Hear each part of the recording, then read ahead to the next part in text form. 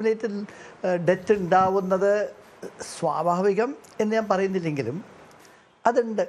കേരളം മറ്റ് സകല സംസ്ഥാനങ്ങൾ നോക്കുമ്പോൾ എത്രയോ കുറവാണ് എന്നുള്ളത് കൂടി ഈ അവസരത്തിൽ പറഞ്ഞേക്കണം. പക്ഷെ ഒരു പോയിൻ്റ് ക്ലിയറാണ്, ഇതൊരു വളരെ ഹ്യൂജ് ഡെറ്റ് തന്നെയാണ്. കാരണം ഈ സർക്കാർ 10 വർഷം മുമ്പ് ഏറ്റെടുത്തപ്പോൾ 1.54 ലക്ഷം കോടിയായിരുന്നു.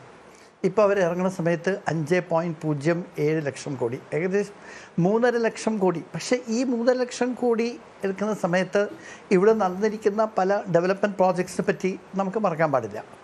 പല കാര്യങ്ങളും നന്നായിട്ട് ചെയ്തിട്ടുണ്ട്. പക്ഷേ എനിക്ക് തോന്നിയത് കുറച്ച് ഫിനാൻഷ്യൽ മാനേജ്മെൻറ്റിൽ ഇത്തിരി പിന്നോട്ട് പോയിട്ടുണ്ട്, യാതൊരു സംശയമില്ല. കാരണം ഞാൻ എക്സ്പെൻഡിച്ചർ എടുത്ത് നോക്കുമ്പോൾ കാണുന്നത് പലപ്പോഴും പല എക്സ്പെൻഡിച്ചേഴ്സും കൃത്യമായിട്ട് അവോയ്ഡ് ചെയ്യാൻ പറ്റുമായിരുന്നു. അത് അവോയ്ഡ് ചെയ്തില്ല.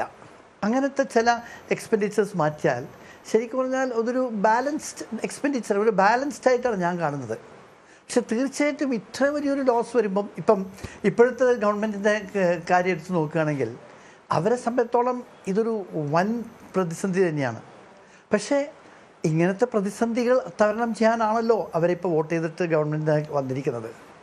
മാത്രമല്ല ഇത് പല സ്റ്റെപ്സും ഇവർക്ക് എടുക്കാവുന്നതാണ്. ആ സ്റ്റെപ്സിൻ്റെ അത് അടുത്ത സ്റ്റേജിൽ താങ്കൾ എന്നോട് ചോദിക്കുമ്പോൾ ഞാൻ പറയാമെന്ന് വിശ്വസിക്കുന്നു. ആശങ്കപ്പെടാനുണ്ട്, പക്ഷേ ശരിക്കൊരു പോളിസി ഡിസിഷൻ എടുത്താൽ ഇത് ഓവർകം ചെയ്യാൻ പറ്റും. മറ്റ് പല ഞാനൊരു ഉദാഹരണം പറയുകയാണെങ്കിൽ ഉത്തർപ്രദേശ് എന്ന സംസ്ഥാനത്തിനെ പറ്റിയാണ് ഞാൻ പറയുന്നത്. യോഗി ചീഫ് മിനിസ്റ്റർ ആയിരുന്ന സമയത്ത് ഏകദേശം 13.56 ലക്ഷം കോടിയായിരുന്നു. അദ്ദേഹം അതിപ്പോൾ താഴോട്ടുള്ള 8.6 ലക്ഷം കോടിയിലേക്ക് താഴോട്ട് കൊണ്ടുവന്നു കഴിഞ്ഞു.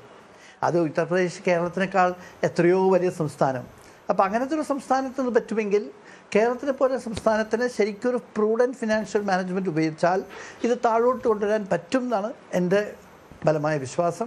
മാത്രമല്ല ഇപ്പോൾ ഈ ഗ്യാരൻറ്റീസ് പറയുന്നതുകൊണ്ട് അത് ഇത്രയും വേഗം ഫലപ്രദമായി കൊണ്ടുവരാൻ പറ്റുമോ എന്നും കൂടി എനിക്ക് സംശയമുണ്ട്.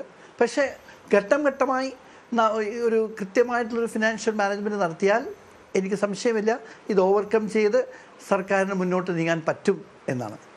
ശരി, ഞാൻ താങ്കളിലേക്ക് തിരിച്ചെത്താം. ശ്രീ സേനാപതി വേണു, ഖജനാവിൽ പൂച്ച പെറ്റുകിടക്കുന്നു എന്ന് നിരന്തരം പറഞ്ഞിട്ടുള്ളവരാണ്